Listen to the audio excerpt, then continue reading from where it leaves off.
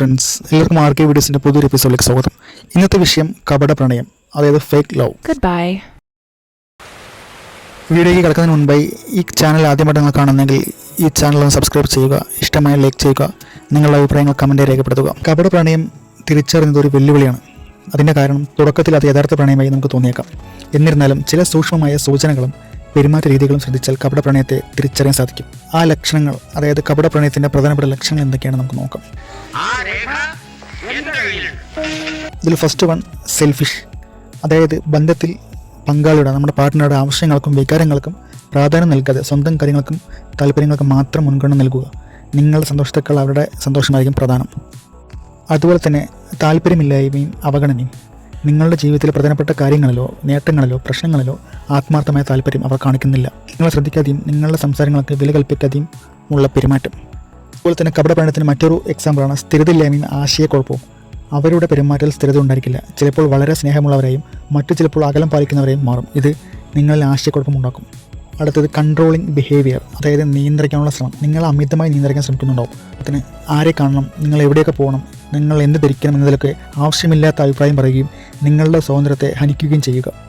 മറ്റൊരു പ്രധാനപ്പെട്ട കാര്യമാണ് കള്ളം പറയുക. കള്ളം പറയുകയോ എന്തെങ്കിലും കാര്യങ്ങൾ മറച്ചു വയ്ക്കുകയോ ചെയ്യുക. സത്യസന്ധതയില്ലാത്ത പെരുമാറ്റം ഒരു പ്രധാന സൂചനയാണ്. ചെറിയ കാര്യങ്ങളിൽ പോലും കള്ളം പറയുകയോ വിവരങ്ങളിൽ നിങ്ങളിൽ നിന്ന് മറച്ചു വയ്ക്കുകയോ ചെയ്യാം. ബന്ധത്തിന് പുറത്തുള്ള താല്പര്യങ്ങൾ, അതായത് ബന്ധത്തിന് പുറത്തുള്ള കാര്യങ്ങൾക്ക് അമിത പ്രാധാന്യം നൽകുന്നു. നിങ്ങളുടെ വികാരങ്ങളെയും അഭിപ്രായങ്ങളെയും മാനിക്കാതെ പെരുമാറുക. നിങ്ങളെ താഴ്ത്തിക്കെട്ടുകയോ പരിഹസിക്കുകയോ ചെയ്യുക. മറ്റൊരു കാര്യം, പലപ്പോഴുമുള്ള വാഗ്ദാന ലംഘനം. വാക്കുകൾ പാലിക്കാതെ വരിക, തുടർച്ചയായി വാഗ്ദാനങ്ങൾ ലംഘിക്കുക എന്നിവ കപട പ്രണയത്തിന്റെ ലക്ഷണമാണ്. ഇത് നിങ്ങളുടെ വിശ്വാസം നഷ്ടപ്പെടുത്തും.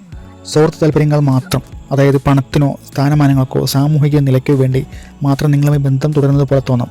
അവരുടെ ആവശ്യങ്ങൾ നിറവേറ്റിക്കഴിഞ്ഞാൽ നിങ്ങളെ അവർ ഒഴിവാക്കാൻ ശ്രമിക്കും. കപട പ്രണയത്തിന് മറ്റൊരു ലക്ഷ്യമാണ് അവർക്ക് നിങ്ങളെ വിശ്വാസമില്ലായ്മ ഉണ്ടാവാം, അല്ലെങ്കിൽ നിങ്ങളുടെ കാര്യങ്ങൾ അമിതമായി സംശയം പ്രകടിപ്പിക്കാം.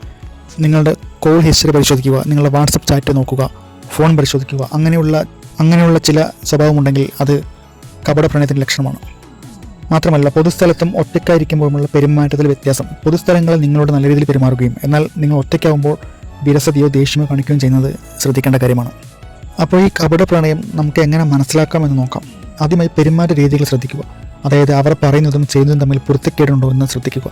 നിങ്ങളുടെ ഉത്ബോധം വിശ്വസിക്കുക. നിങ്ങൾക്ക് എന്തെങ്കിലും തെറ്റുണ്ടെന്ന് തോന്നുന്നെങ്കിൽ ആ തോന്നലിനെ അവഗണിക്കരുത്. സുഹൃത്തുക്കളോടും കുടുംബത്തോടും അഭിപ്രായം ചോദിക്കുക. നിങ്ങളുമായി അടുപ്പമുള്ളവർക്ക് ചിലപ്പോൾ പുറത്തുനിന്ന് കാര്യങ്ങൾ വ്യക്തമായി കാണാൻ സാധിക്കും. ഓർക്കുക, ഈ ലക്ഷണങ്ങൾ ചിലത് മാത്രം ഒരാളിൽ കണ്ടതുകൊണ്ട് മാത്രം അത് കപട പ്രണയമാണെന്ന് ഉറപ്പിക്കാൻ സാധിക്കില്ല. എന്നാൽ ഒന്നിലധികം ലക്ഷണങ്ങൾ സ്ഥിരമായി കാണുന്നുണ്ടെങ്കിൽ ആ ബന്ധത്തെക്കുറിച്ച് ഗൗരവമായി ചിന്തിക്കേണ്ടതുണ്ട്. ജീവിതം നിങ്ങളുടേതാണ്, തീരുമാനവും നിങ്ങളുടേതാണ്. ഓർക്കുക.